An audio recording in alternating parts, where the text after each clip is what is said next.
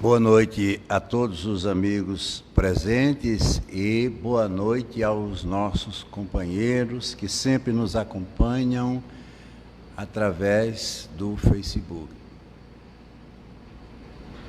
O tema que nós escolhemos para esta noite, o Natal de todos nós, ele tem um significado importante porque nós conhecemos o Natal fora de nós.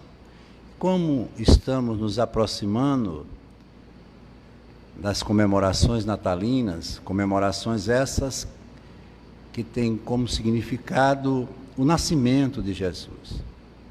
E nós vamos falar um pouco do que vem a ser essa trajetória, o que foi e o que é Jesus na vida de todos nós, quando, particularmente, eu acho que fizeram uma certa distorção do seu papel e da sua missão como governador do planeta e colocaram ele dentro de uma ideia que foge do seu verdadeiro objetivo como mestre que foi e continua sendo na vida de todos nós. E nós precisamos conhecer esse Natal dentro de nós. Não querendo aqui deixar de considerar o Natal das festividades, dos presentes, das confraternizações, da beleza, das luzes, claro que não.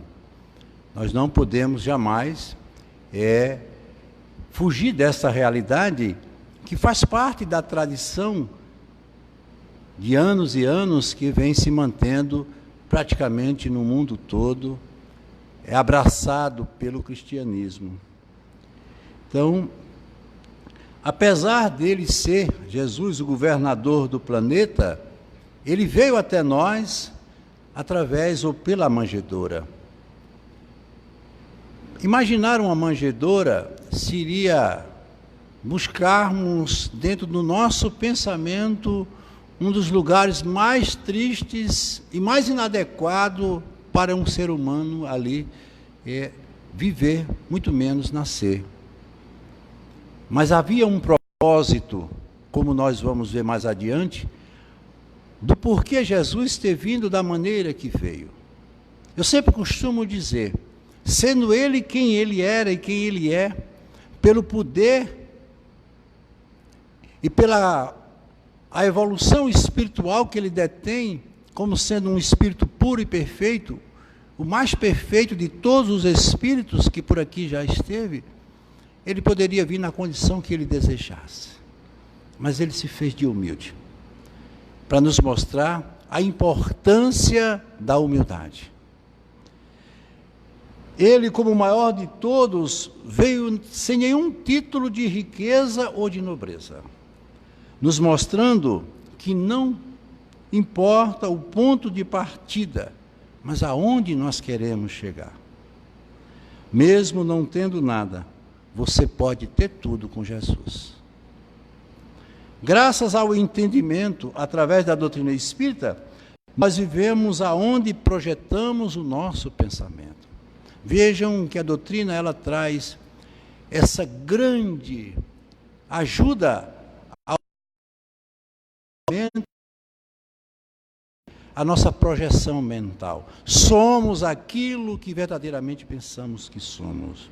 Por isso, quando se aproxima o Natal, o nosso pensamento ele muda, com certeza, nos tornando pessoas mais humanas, mais fraternas e mais amorosas um para com o outro. Jesus é para nós como um sol, que todos os dias vem para nos iluminar. Apenas que muitos ainda preferem viver na sombra. E eu trouxe aqui para início desse nosso estudo desta noite, uma mensagem muito pertinente a esse nosso tema, que foi ditada pelo Espírito Emmanuel, em março de 1943 e psicografada pelas mãos abençoadas do médium Chico Xavier, que diz assim: a estrada é longa e a tempestade muitas vezes provoca ameaças e sofrimentos, mas o sinal do Senhor ainda é o Calvário. Não haverá aurora sem noite, ressurreição sem morte dolorosa, semente mortas, árvores vivas. Para que a gente venha entender o que significa o verdadeiro nascimento de Jesus, é necessário que venhamos entender o que tem para nós como significado o Calvário. Porque o Calvário nada mais é do que a prova pela qual ele se submeteu, não por necessidade evolutiva, porque Jesus já possui todo o nível de evolução necessária para se tornar o Espírito puro que ele é, como nós sabemos, mas para deixar para nós esta lição, que todos terão que passar pelo seu Calvário, não como sofrimento, como uma mutilação, como uma condenação, mas como uma prova, como uma reparação. O mundo que vivemos é um mundo ainda onde há uma predominância muito grande dos erros, dos defeitos, da inveja, da maledicência e tantos outros vícios que fazem parte da natureza humana. São rotas, caminhos que nós devemos corrigir. Por isso que ele mais adiante diz: sem luta ninguém cresce, sem desafios não há vitória. A vida na terra é um curso de resistência espiritual. Não nascemos para sofrer nem perder. Muitos se sentem sofredores e perdedores, mas em nenhum momento faz parte da programação da vida de nós tal condição. Isso são valores que nós adquirimos e impomos a nós mesmos pelas nossas fragilidades.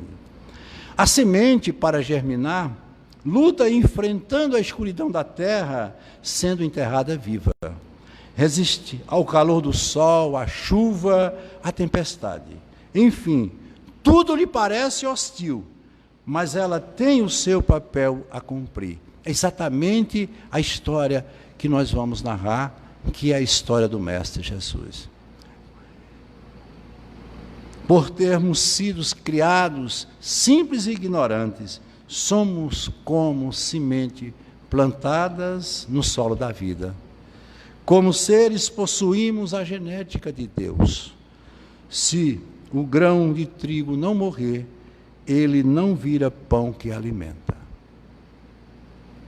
Que mensagem! Que ensinamento nós podemos tirar disso?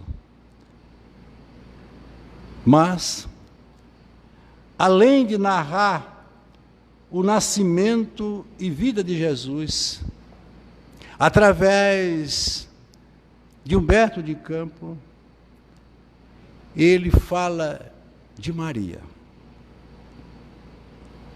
Mas a Maria, mãe de Jesus. O que uma mãe passa quando sofre a perda de um filho. Então Maria falava de sua tristeza naquela tarde, quando caminhava sozinha pelas ruas de Jerusalém. Era uma sexta-feira dolorosa para o seu sofrido coração. Enquanto os homens se envolviam nas questões políticas que nunca se esgotam, desde que o mundo é mundo, enquanto os homens disputavam posição, destaque, na luta da vaidade e do orgulho, tudo fazendo parte da ilusão do mundo, e enquanto os religiosos se apegavam aos templos de pedra, hierarquias, rituais, regras de proceder, o que é permitido e o que é proibido. Enfim, enquanto as criaturas humanas daquela cidade mergulhavam na vida material e as ilusões que a vida física nos proporciona, um coração chamava a atenção naquela tarde. Era o coração de uma mulher, era o coração de uma mãe. Ela caminhava por aquelas ruas e a sua expressão dava conta do tamanho da dor e do sofrimento que lhe feria o fundo da alma. E ela pensava em algumas décadas atrás, quando na intimidade simples da sua casa, vendo seu marido trabalhando e junto dela seu amado filho. Qual é a mãe que ao perder um filho, em determinados momentos, não se vê mergulhado no passado, lembrando os grandes momentos e os momentos felizes que com ele ela viveu? Vendo naquele filho, de uma inteligência suprema, todos os seus sonhos de amor e esperança. Mas também, ela não esqueceu do pedido que ele lhe fez em não intervir na sua missão, mas que confiasse na tarefa que o Pai lhe havia confiado. Jesus já sabia de tudo que fazia parte da sua trajetória, do seu projeto como Cristo aqui na terra. E ele pedia à mãe que ela não interferisse, porque é natural e comum as mães sempre acolher seus filhos, independente do seu pensamento, da sua conduta, do que ele venha fazer. Mas ela se recolhia. Sofria por se vê-la distante daquele filho tão amado, mas entendia a sua missão quando ele dizia que estava exatamente dentro de um projeto que o Pai, se referindo a Deus, havia lhe confiado. As cenas que mais impressionavam o coração de mãe era que ele havia multiplicado pães, que pessoas cegas passaram a ver e a enxergar, pessoas leprosas eram por ele curadas pelo simples toque de suas mãos, e para completar o episódio mais importante da sua vida, que foi ressuscitar o seu grande amigo Lázaro. E Maria, na sua bondade e ternura, não tinha como suportar em seu coração de mãe, porque seu filho era assassinado de uma maneira tão violenta e tão injusta na sua presença. Não é fácil uma mãe ver e presenciar, sabendo o filho que ela tinha, o amor que ele tinha por todos, a sua caridade, o seu perdão, ser assassinado de uma maneira tão brutal diante dela. Ela, que vivera a vida inteira no trabalho e no cuidado do lar, era agora chamada a presenciar uma das cenas de maior violência e crueldade da humanidade. Não só prenderam injustamente o seu filho, como se excederam nos requintes de crueldade. Todos nós sabemos como foi a passagem. E o que mais impressionava seu coração de mãe era que seu filho tinha feito tanto por todos. Por quê? Porque ele não usava o seu poder para benefício próprio. Era uma pergunta. Se ele podia tudo, por que ele não fez por ele? Por que tanto silêncio diante da pergunta irônica que lhe fizeram? Você não é o Salvador do mundo? Por que não salva a si mesmo? Os apóstolos também perguntaram, por que Deus não o isenta dessa dor? Por que Jesus aceita resignar-se resignadamente a tanta injustiça que é a injustiça humana? A incompreensão, a intolerância, a violência e a maldade do mundo. Naquela sexta-feira, o vulto mais impressionante era daquela mulher, Maria de Nazaré. A mãe que tinha a certeza absoluta, como todas as mães têm, da pureza do seu filho. Ela mais do que ninguém sabia quem era seu filho. Mas vendo o Evangelho segundo o Espiritismo, nós como espírita, lá no capítulo 9, no item 7, que fala dos bem-aventurados, brandos e pacíficos, e tem como título a paciência. Era a paciência. A única fonte de auxílio, a única maneira que ela tinha para compreender e suportar toda aquela dor, vendo tudo o que ela viu, só a paciência. E ela usou dessa paciência. A dor é uma bênção que Deus envia aos eleitos.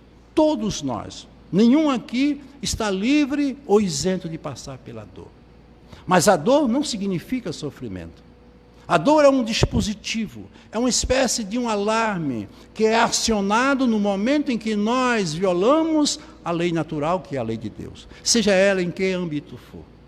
Seja através de uma palavra, de um pensamento, até mesmo de natureza fisiológica.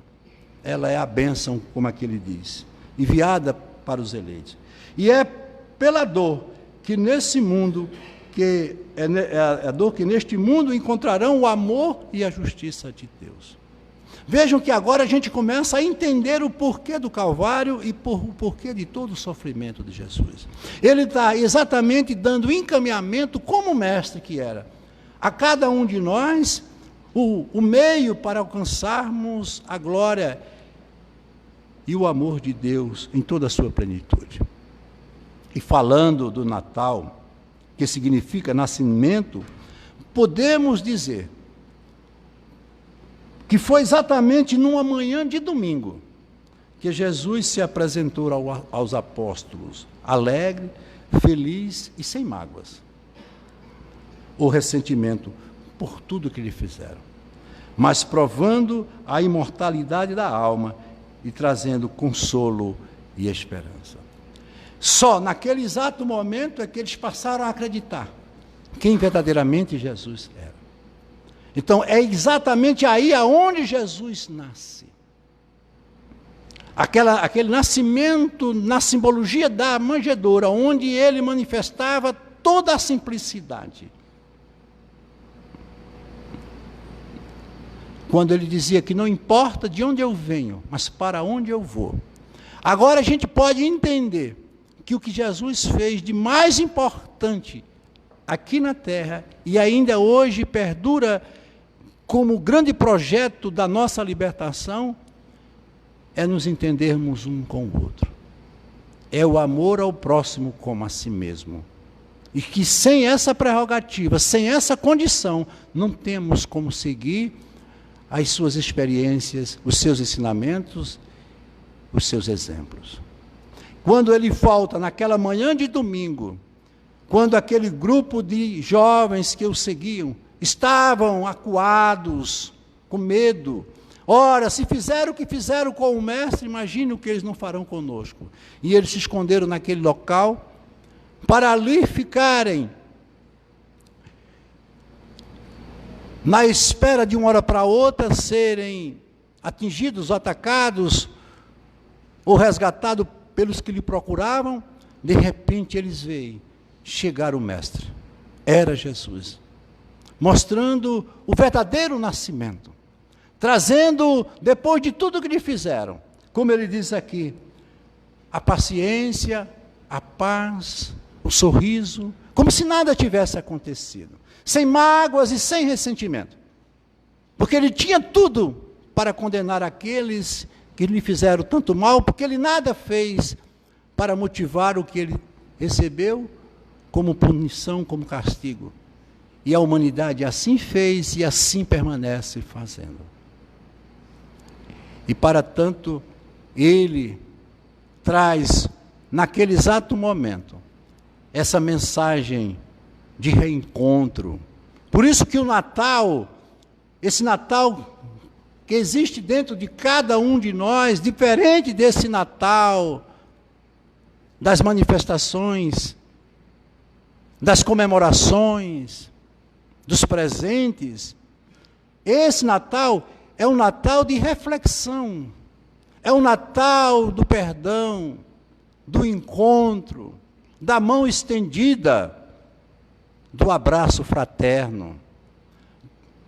Um Natal que esquece as mágoas, que esquece os ressentimentos, que entende o próximo como o próximo é.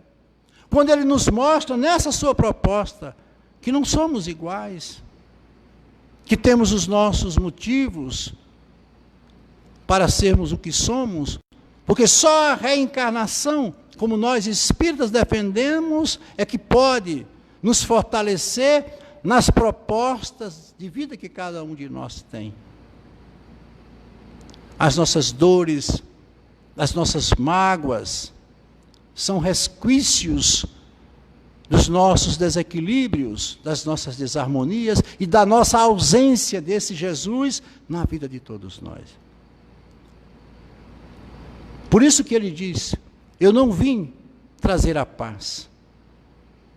Porque você pode observar, em todos os momentos da nossa vida, quando nos sentimos contentes, satisfeitos, naquilo que desejamos, nós nos afastamos dele. Só usamos o Jesus nos momentos das nossas necessidades. É como se ele fosse um bombeiro que estivesse pronto a cada minuto para apagar o nosso fogo. O fogo das nossas fraquezas, das nossas faltas e de tantos outros fatores que compõem a nossa vida quando estamos em processos de queda. A vida a cada momento nos surpreende, colocando-nos junto às pessoas as quais nem imaginamos a importância que terão na consolidação do nosso destino. Cada um daqueles que ali estavam cumprindo o seu papel. Quando, num dos momentos mais importantes, Jesus convida os seus amigos para aquela ceia, ele ali anuncia o que Judas vai fazer. Um de vós vai me trair, e é você. E é a ele que ele dá o primeiro pedaço do pão, que será dividido entre todos. E Pedro refuta: mestre, como é que pode? Você diz que ele vai lhe trair, no entanto, você trata ele de uma maneira diferente, dando a ele a condição de um privilégio. E Jesus sorri. Diz: Pedro, quem mais precisa de mim nesse instante é Judas. Porque eu sei o que ele vai passar. Eu sei o que está predestinado a ele. E narra-nos os Espíritos através das mãos dos médios, e dentre eles o maior de todos, Chico Xavier, que foi o primeiro que Jesus foi buscar e atender no mundo espiritual, foi Judas. Porque Judas era movido por uma ambição. Quando a mãe de Judas procura Maria, num dos encontros mais belos que existiu na época, ela chorando disse: Maria, o que foi que a humanidade fez com os nossos filhos?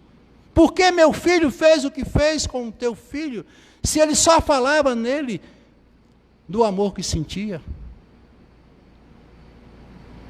Mas tudo estava programado. Tudo estava devidamente programado. E é onde ele exatamente entra como o Cristo que é, para nos ensinar a viver as adversidades. Eu costumo sempre dizer: aquilo que existe de mais igual entre nós é a nossa diferença. Jesus lidava com a pedra bruta. Aqueles homens pouco entendiam o que ele estava dizendo e o que ele tinha como ideia. Mas ele dizia: tudo passa, mas as minhas palavras não passarão. Porque Jesus não se submeteu apenas à condição de falar. Ele falava e demonstrava aquilo que ele falava. Ele falava de amor e ele amava. Ele falava de perdão, ele perdoava. Ele falava de carinho e ninguém foi mais carinhoso do que ele. Ele falava de lealdade e ele foi leal a todos. Isso era tudo. Como exemplo, ele foi o mais perfeito de todos os mestres. E exatamente aí aonde entra a nossa condição. Por que estamos brigando tanto? Por que está existindo tanto conflito? Por que as famílias não se entendem mais? Porque são diferentes, mas o projeto é exatamente esse. É a diversidade em busca da igualdade. Jesus veio mostrar isso. Por isso que eu falei aqui de um Natal, mas um Natal de dentro. Quando ele dizia: meu reino é obra divina no coração dos homens.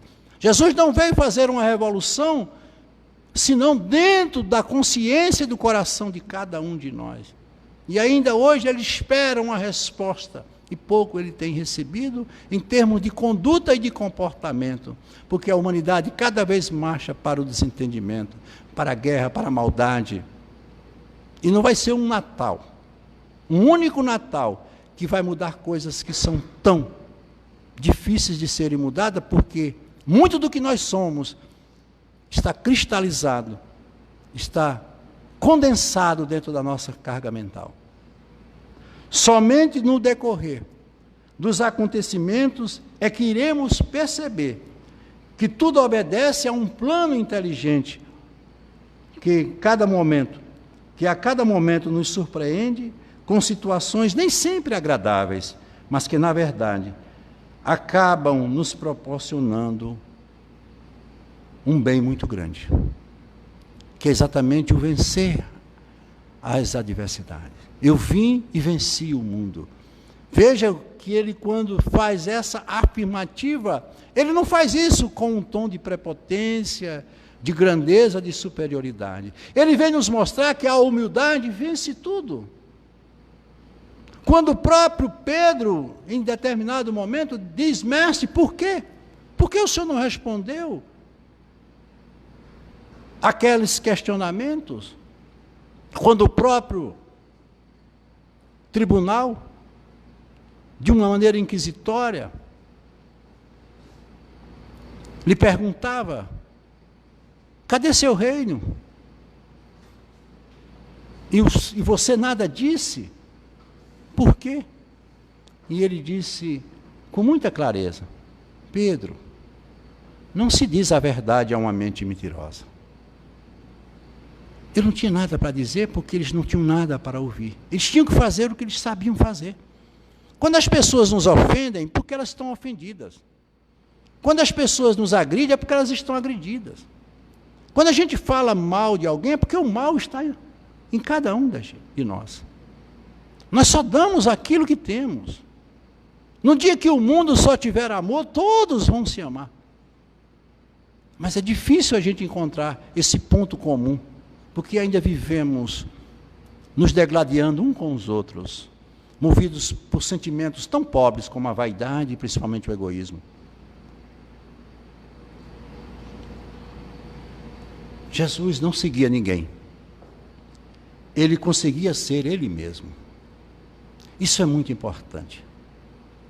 Ele quebrava todas as regras humanas dentro dos parâmetros lógicos do respeito, sem ferir, sem magoar ninguém, mas ele tinha um propósito que era o dele.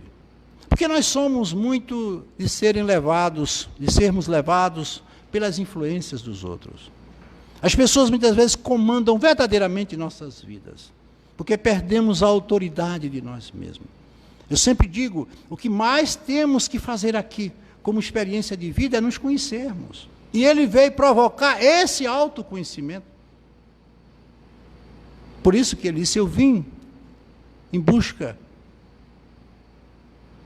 daqueles que querem ressurgir das suas próprias cinzas, nos seus momentos de fraqueza, de tristeza.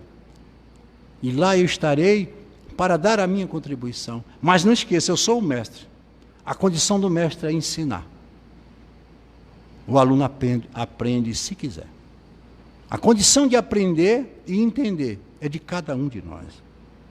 Tudo que ele nos ensinou e nos ensina é sermos os autores da nossa própria história. Cada um de nós tem uma história. Por isso que julgar foi a coisa que ele mais chamou a atenção como mensagem. Nunca julgue, porque a gente nunca sabe a medida do outro. A gente não sabe porque uma pessoa nos agride. A gente imagina que sabe, mas não sabe. Porque nunca você vai saber como está na vida de ninguém. Você pode até saber como as pessoas estão na sua. Porque o autoconhecimento nos permite isso. E ninguém muda pela vontade dos outros. E ele sabia disso. E a proposta era essa.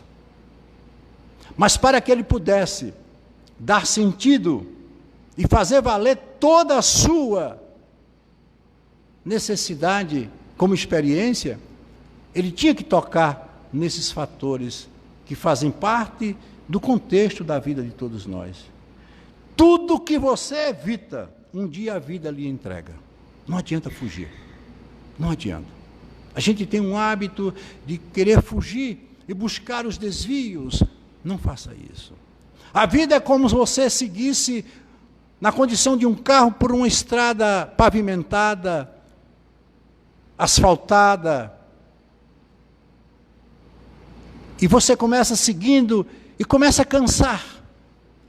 Porque por mais confortável que seja a estrada, ela nunca termina.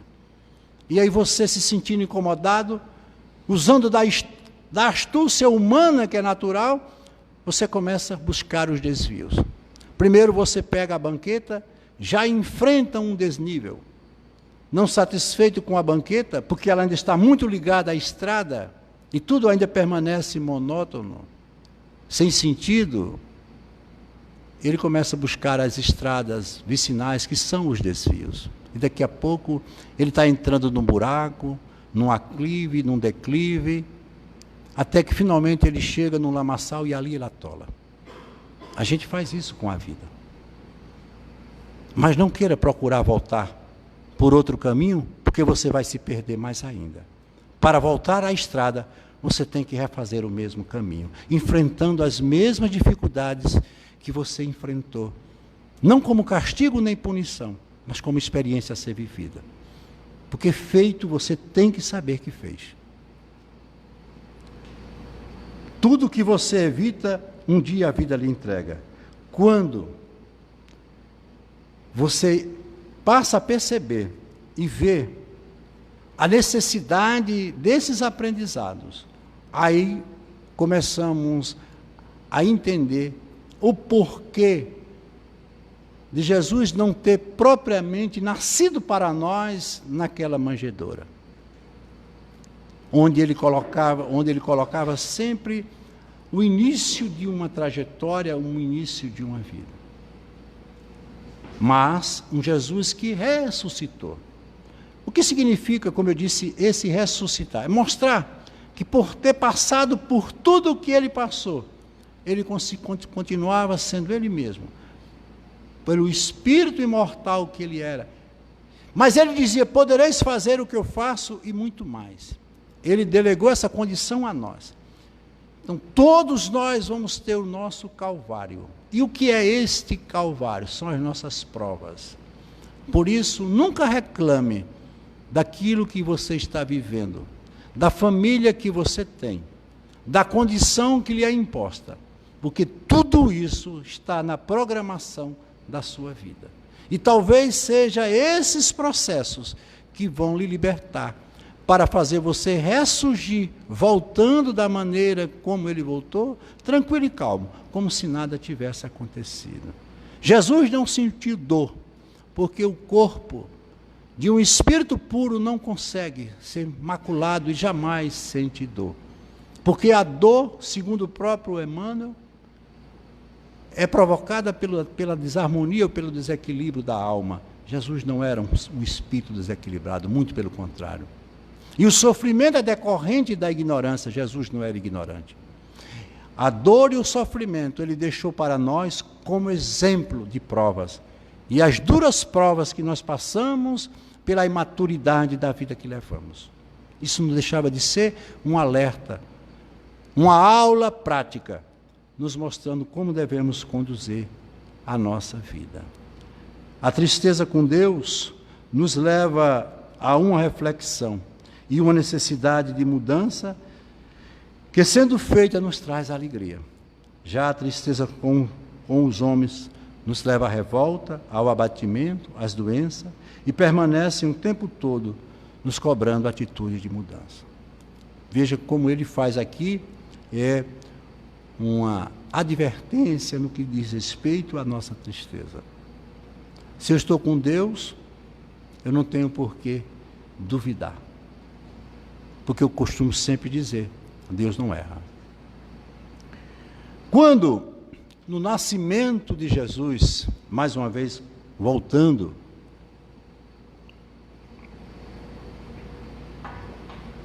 os anjos anunciaram glória a Deus nas alturas e paz na terra aos homens de boa vontade. Essa mensagem passou a ser a plataforma de toda a obra de Jesus. Glória a Deus nas alturas e paz na terra aos homens de boa vontade. Vamos entender o que essa mensagem quer nos dizer quando nos referimos a essa plataforma que é a obra de Jesus aqui na terra. Glória a Deus nas alturas. O que é que significa? Ela não é uma expressão usada pelo Espiritismo. Nós usamos a palavra persona ou presença. Mas entendemos que nessa expressão deveremos sentir mais Deus dentro de nós.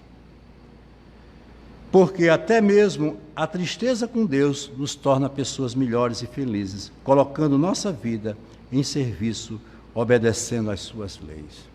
Essa glória é a convicção, é a certeza de Deus dentro de nós. Quando ele fala desse glória a Deus nas alturas, é através da elevação do pensamento, da segurança.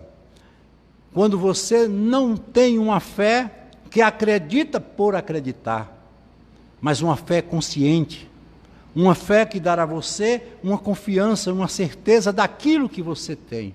Esse Deus que se manifesta e permanece se manifestando sempre dentro de nós. Não é esse Deus da exaltação, não é esse Deus gritado, implorado. Esse Deus não existe. Se você quiser falar com Deus, olhe para dentro de você, porque essa glória, ela está dentro de você. É o seu persona.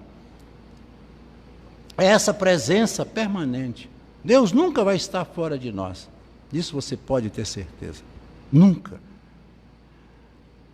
Quando ele fala do que é a lei natural, os Espíritos respondem que é a lei de Deus. Quando dela se afasta, o homem corre nos erros. Ou seja, quando eu me afasto desta glória de Deus, desse Deus que é uma presença viva e ativa dentro de mim, eu começo a cometer os delitos e os erros por inconsequência, por imaturidade, mas nunca por uma condenação. Se for uma palavra que Jesus não usou, foi a condenação. Nenhum de nós está aqui condenado. A condenação é uma penalidade para um criminoso, e nós não somos criminosos. Nós estamos vivendo uma experiência transitória, que logo, logo nós vamos dela nos libertar através da aprovação ou da reprovação. Aprovado, alcançamos mais um degrau na escala evolutiva. Reprovados, ali permanecemos para refazer aquela lição, ou reaprender aquela lição que não foi reaprendida. A própria reencarnação nos mostra isso, que é a misericórdia de Deus nos dando a oportunidade para revermos os nossos atos e modificarmos a rota de um caminho que muitas vezes não é o melhor. É essa glória que ele fala, essa convicção, essa certeza. Não é aquela de cunho religioso que muitas vezes as pessoas... Não, esse Deus não existe. O Deus da negociação, da barganha, da promessa, ele pouco está se importando com o que você está dizendo. Porque a única coisa que ele espera de você é uma mudança. Para você alcançar os seus objetivos, você tem que buscá-lo através do seu sacrifício. Quando ele diz, comerás o pão do suor do teu próprio rosto. É o sacrifício que cada um tem que impor a si mesmo para as suas conquistas. E quando ele fala em paz na terra, ele se referia à paz interior. Jesus vivia no lugar onde tudo era conflito. Havia uma divergência muito grande de ideologia, de pensamento, de religião, de tudo. Mas ele se preocupava com essa paz interior, dizendo, se os homens tiverem paz interior, eles vão se entender. Porque eu vim pregar a adversidade em busca da unidade, como eu falei.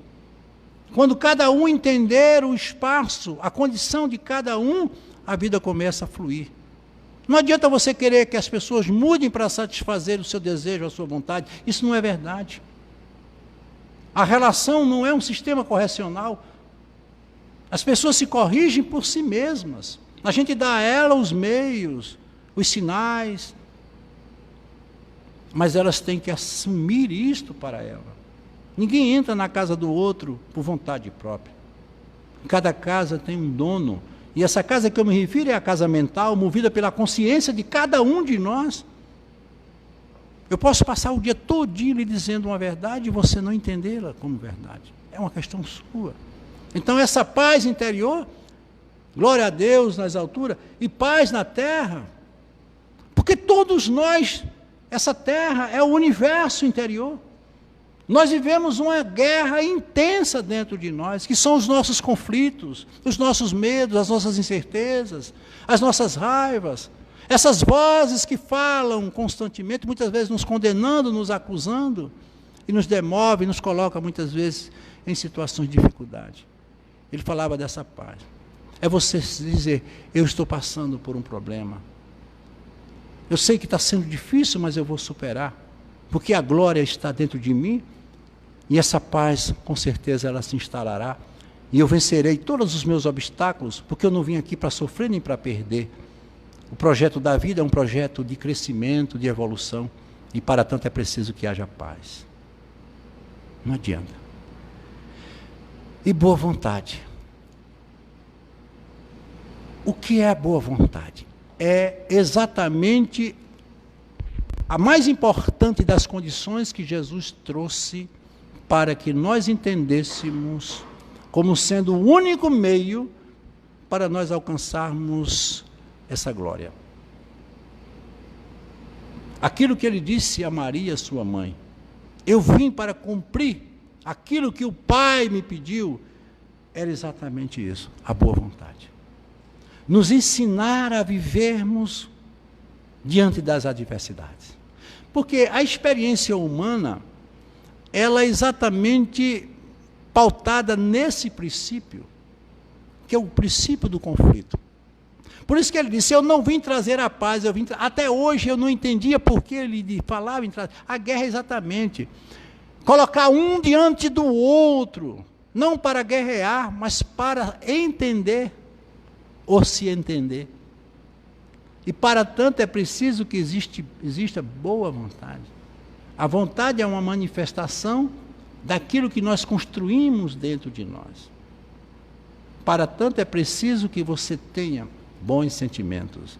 Para ter bons sentimentos, você tem que ter paz, você tem que ter a glória. Uma está agregada ou alienada à outra. Tudo na natureza respeita as diferenças, só não os homens. Se você observar, a própria natureza é um exemplo vivo de diversidade. A própria cadeia alimentar. Se você olhar um sistema, principalmente uma floresta, você está vendo seres morrendo e seres renascendo. Mas cada um servindo ao outro, cumprindo o seu papel, sem nada cobrar do outro. Mas nós não somos assim. Por que nós não somos assim? Porque dois fatores são responsáveis por esse nosso grande desvio de conduta dentro dessa proposta da diferença com relação à boa vontade. O egoísmo. Nós somos egoístas. Nós somos orgulhosos. Mas vocês vejam, voltando à manjedoura, onde foi que ele nasceu? No lugar onde ninguém gostaria de ter nascido. Mas veja que naquele momento, tudo era festa. Porque a humildade é a única força que vai combater esses dois fatores que são tão perniciosos à conduta humana, como eu disse, o orgulho e o egoísmo. Quem age com boa vontade faz a sua parte, porque sabe que o resto é com Deus. É outro fator interessante. Tudo que você não pode é da parte de Deus, mas você tem que fazer a sua parte. Tem que cumprir com aquilo que está dentro da sua programação, do seu projeto de vida. E o perdão, que é a mais importante, depois de todos esses fatores vistos, condição humana para podermos vivermos em comunhão. Porque nós sabemos que a cada minuto estamos cometendo os nossos erros, magoamos, somos magoados, ferimos, somos feridos. E veja o que é que ele diz aqui. Eu perdoar alguém significa dizer, eu passo pela dor. Lembrem-se da passagem dele. Quando eu perdoo, não estou tirando a culpa pelo ato que o outro cometeu. Eu estou me libertando dessa experiência, seguindo a minha vida, mas o outro permanece carregando a responsabilidade pelo que fez. O que foi que Jesus exatamente fez naquele instante? Porque eu vou falar a verdade a uma mente que ainda não está preparada para ouvir a verdade. Que cada um assuma a sua condição.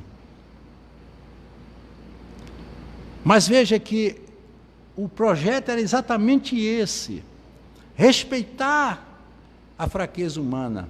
Mas a gente não tem ainda essa grandeza interior. Se agredimos, se somos agredidos, respondemos com agressão. Se falam alto, a gente fala tão alto quanto. Se nos magoam, nós também, como resposta, magoamos. E aqui ele diz isso. Perdão pela dor, eu deixo o passado e aprendo a seguir em frente, mas o outro continua carregando a responsabilidade dos seus atos. Ou seja, eu devolvo o problema para ele e sigo minha vida, até porque eu não tenho capacidade de tirar o problema do outro. Foi exatamente isso que Jesus fez ao ressuscitar. Ele não trouxe mágoas, sequer falou do fato ocorrido. Ele veio dar continuidade àquilo que o Pai lhe pediu, mantendo sempre aquela condição fundamental, a do amor ao próximo. Por que ele falava tanto do amor ao próximo? Lembrem-se que os primeiros a receberem a notícia do seu nascimento foram os pastores. Os pastores são aqueles que cuidam do rebanho. Mas ele também dizia, enquanto houver uma ovelha fora do rebanho, eu não me sinto pastor. E vocês sabem que isso é muito fácil de ser entendido. Qual é o filho que a mãe mais ama? Qual é o filho que a mãe mais ampara, mais guarda? É aquele que mais precisa. Veja o quanto ele tinha de realidade naquilo que ele afirmava. Nós não estamos aqui para corrigir erros dos outros, os erros dos outros, nem para condenarmos, porque já nos basta a nossa própria vida. Mas nós estamos presos, agregados a sentimentos. Pessoas que chegam a dizer que para serem felizes elas precisam ser amadas, quando o amor de cada um lhe basta. O amor é uma coisa tão forte que a gente dividindo ele se multiplica. Todas as vezes que você dividir o seu amor com alguém, ele se potencializa e se multiplica dentro de você. É a única coisa que a gente perde ganhando, é o amor. A questão não é o abuso, e sim o que você fez com ele. O que eu estou fazendo com meus erros, com a minha dor? Eu posso tirar disso tudo uma excelente lição, um proveito, uma experiência, um exemplo? Por que não? Quem não cai? Todos nós caímos. Mas o que acontece é que muitas vezes a gente não quer admitir que caiu. Conta-nos uma história que um pássaro voava livre pelo céu. Mas ele se sentia tão dono do céu que ele não se preocupava com o seu trajeto. E por se sentir tão seguro, em determinado momento, ele se viu caindo e caiu dentro de um profundo buraco. E quando ele caiu naquele buraco, A primeira coisa que aconteceu foi que todos ficaram em volta do buraco olhando para ele. E é assim que acontece na vida da gente. Quando a gente cai, não falta quem queira olhar, ver, saber. E ele faz o que todos fazem. Foram vocês que construíram esse buraco. Ora, quem construiria um buraco para ele cair? Mas ele considerou. Foram vocês que construíram um buraco. Aí vem a terceira condição, ou a segunda. Tirem-me daqui. E alguém grita. Tente você mesmo sair do buraco. Mas ao tentar, ele sabe que por ter paredes estreitas, se ele forçar, ele quebra suas asas.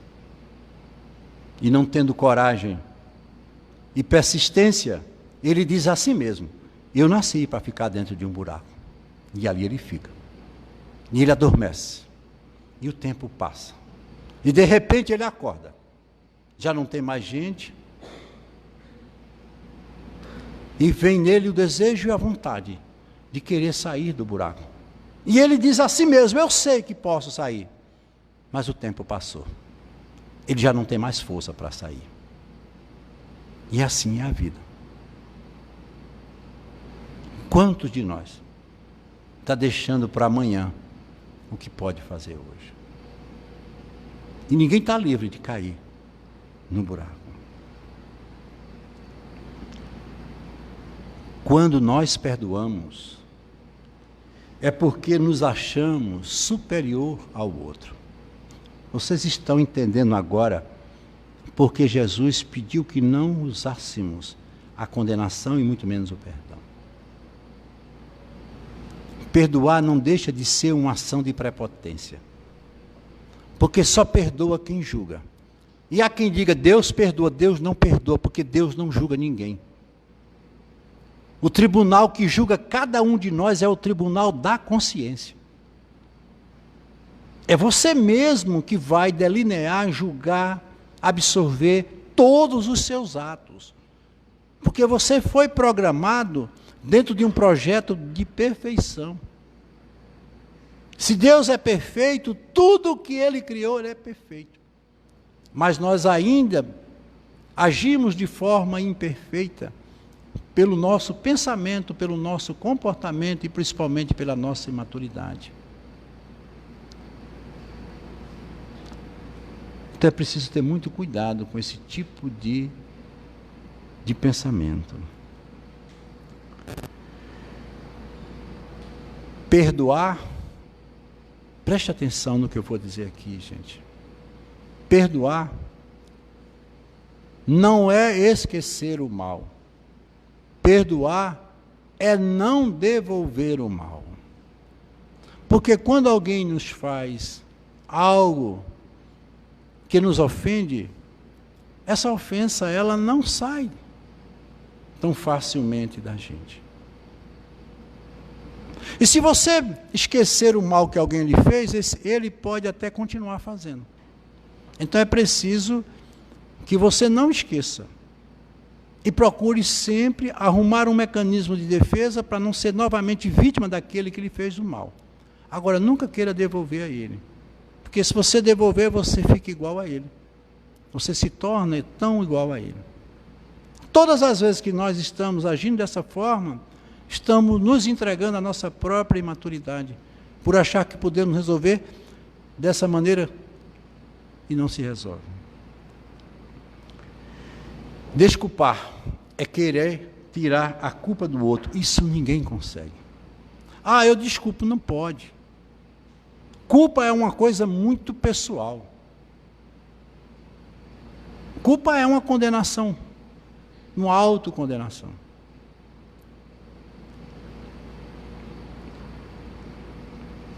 A culpa precisa ser tratada. E tratada por quem a cometeu. E assim a gente encerra essa noite fazendo essa reflexão sobre o que verdadeiramente vem a ser o Natal. Então, o Natal que está dentro de cada um de nós e o Natal que está fora de nós. Todos os dois têm a sua importância, mas a importância maior é esse Natal de dentro de nós. Um Natal onde a gente possa parar e refletir um pouco sobre o que somos, o que estamos fazendo e aquilo que nós podemos alcançar dentro desse programa de vida que foi tão sabiamente projetado por esse Espírito que deu tudo por nós. Se submeteu a todas essas condições para deixar em cada um de nós uma semente. Mas não uma semente que tenha que ser carregada, mas uma semente viva que tem que ser lançada na terra e fazer o que a semente faz, fazer valer essa força que ela tem para que ela possa se desenvolver, transformar-se em uma árvore e frutificar para devolver à natureza novas sementes. O projeto é exatamente isso. Ele é de natureza cíclica, como tudo funciona na natureza, na própria realidade da vida. Então não podemos jamais esquecer. O Natal vai ser, e tem sido para todos nós, motivo de muita alegria. Porque as pessoas muitas vezes condenam por ser uma festa de consumismo, sim, gente. Mas pelo fato de eu ir na rua comprar um presente para dar a uma pessoa que eu gosto, já é uma manifestação de amor. Independente do que seja. Uma ceia com todos os amigos, as confraternizações, tudo isso movimenta um sentido positivo. E você pode ter ideia que toda a psicosfera do planeta vibra de forma intensa e harmônica nesses momentos onde há uma comunhão maior. Pelo menos durante alguns minutos pararmos para refletirmos e vermos que nós somos seres que precisamos estar mais unidos do que pensamos, apesar das nossas diversidades. E a vida vai continuando, e cada momento nós vamos alcançando os nossos objetivos e nos tornando pessoas melhores. E nunca melhor do que o outro, mas melhores dentro desse projeto, dentro de nós mesmos. A cada dia nós precisamos conquistar um espaço enorme dentro desse território íntimo da consciência, para que possamos nos fortalecer e amanhã chegarmos a prestar conta de forma consciente, mas feliz pelo que estamos alcançando e pelo que estamos cumprindo como obrigação nesse momento tão difícil que nós estamos vivendo, mas que ele é superado pela força interior que cada um possui. Jesus não veio fazer outra revolução a não ser essa, que é transformar as consciências e fazer com que esses corações despertem, fazendo valer o amor que todos nós temos. Por isso eu desejo a todos vocês, aqui presentes e aqueles que estão nos ouvindo, um Feliz Natal. Um Natal que vocês possam se sentir grandes, mas envolvidos pela humildade que o Cristo deixou como marca de toda a sua vida. Amanhã nós estaremos aqui no Chico Xavier, cumprindo com a nossa parte, quando receberemos essas famílias que, por serem vítima de toda uma estrutura que nós sabemos, vão receber as suas cestas básicas e ter pelo menos um Natal mais digno. Existem aqueles que muitas vezes criticam e dizem, não é uma cesta básica que vai resolver o problema. Claro que não é. Essas pessoas precisam de amor. Quem diz isso não entende o que é o amor. O amor não é um sentimento, o amor é uma energia que se potencializa com todas as suas grandezas. Ninguém é feliz com fome. Ninguém pode emitir ou transmitir amor se lhe falta o fundamental para a sua vida nessa experiência, que é o alimento. E nós estamos preocupados com isso. Por isso nós estamos unidos com esse projeto, que já é o 6º ano que nós idealizamos. Em homenagem, eu peço aqui, nesse exato momento, a espiritualidade que olhe por esse irmão que foi o grande idealizador desse projeto Natal Sem Fome, que foi o nosso querido irmão Cervantes, nosso querido Soares. Era ele que todos os anos estavam conosco, sentado ali naquela cadeirinha, pedindo a cada um uma cesta básica. Eu tenho certeza que ele está muito feliz E nós mais ainda vamos estar amanhã, quando unidos receberemos essas famílias que sairão daqui levando 2 alimentos. O alimento físico, doado por esses companheiros que acreditam em nós, mas, sobretudo, o alimento da esperança. Que tenhamos um Natal digno, que seja ele a nossa maior esperança. Que Deus abençoe a todos.